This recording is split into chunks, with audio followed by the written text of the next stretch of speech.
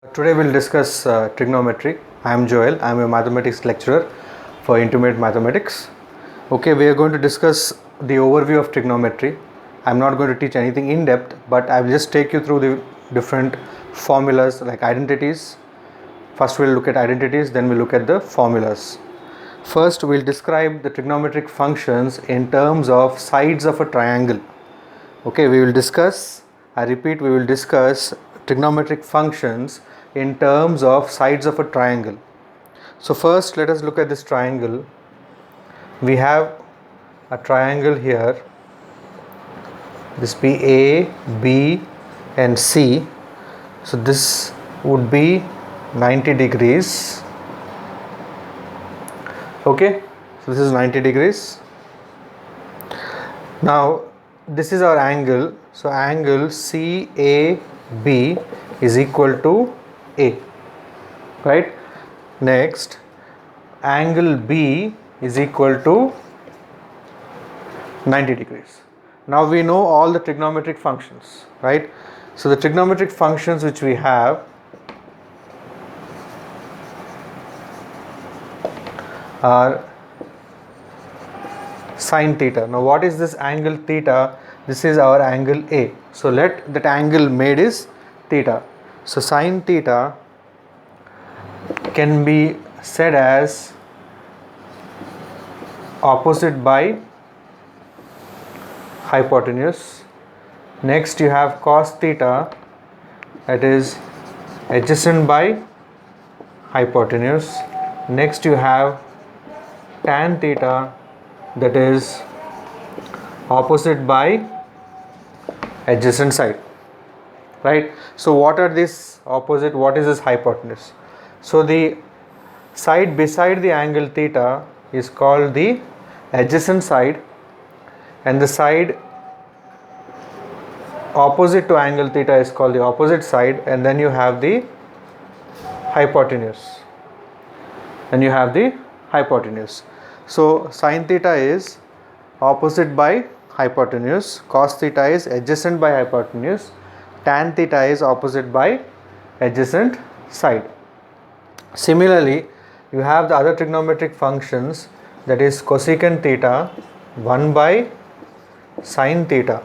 So 1 by sine theta, it will be hypotenuse by opposite side. Next you will have secant theta, that is 1 by cos theta, that is equal to hypotenuse by adjacent side. And next you have cot theta, that's equal to 1 by tan theta, that's equal to adjacent by opposite side. Okay, so this is how you will define trigonometric ratios in terms of sides of a triangle. Next I will walk you through identities, trigonometric identities.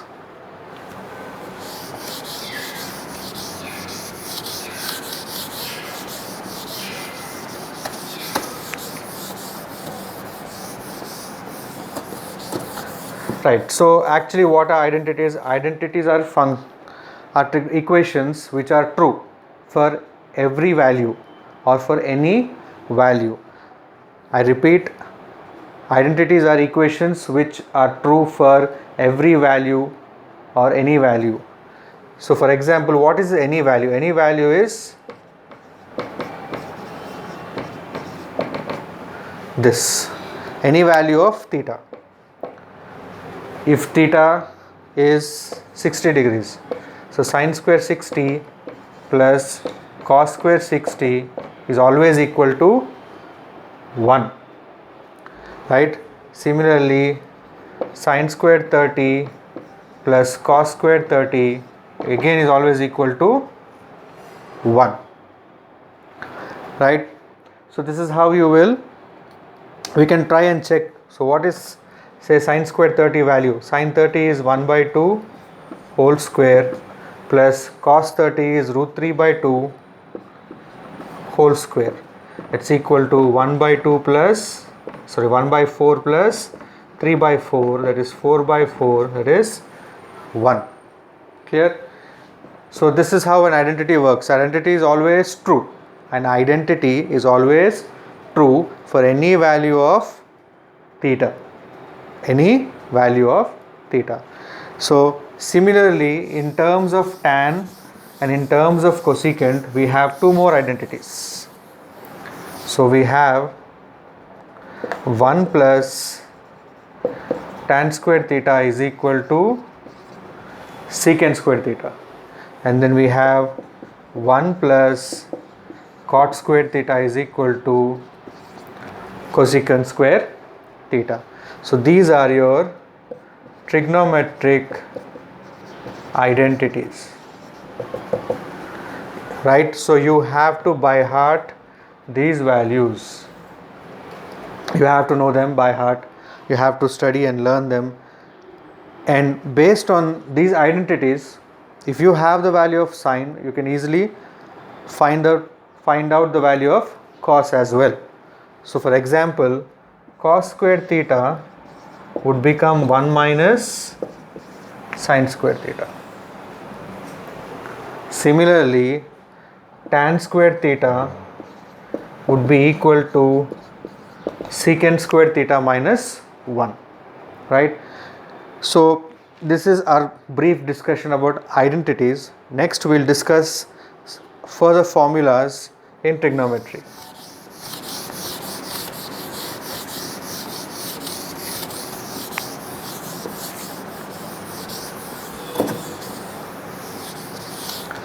Right, so next you have something called a compound angle.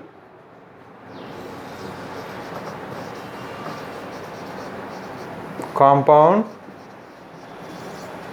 angle, right? So what's a compound angle?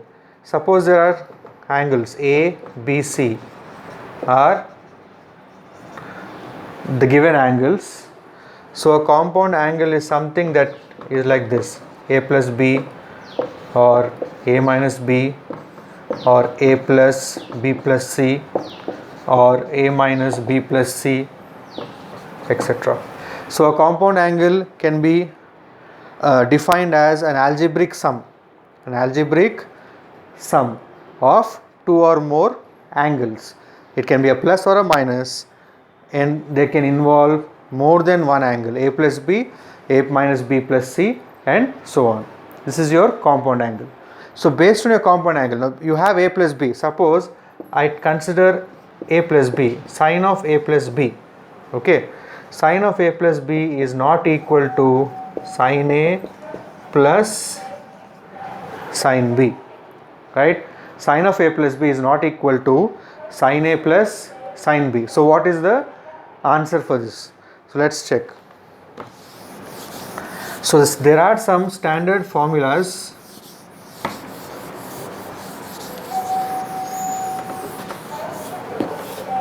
Right, sine of A plus B is equal to sine A cos B plus cos A sine B. So this is the actual formula. It's a sum of sine of A plus B can be represented as sine A cos B plus cos A sine B. Similarly, we have sine of A minus B, and this can be, or this is the formula for it.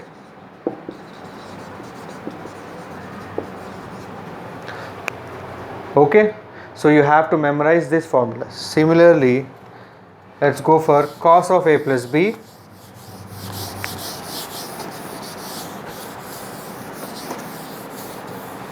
So you have cos of A plus B, and that is cos A cos B minus sin A sin B. So for cos, if there is a plus here, there will be a minus in the expanded form. Similarly, cos of A minus B is equal to cos A cos B plus sin A sin B. Next we have tan of A plus B, and this can be written as tan A plus tan B by 1 minus tan A tan B.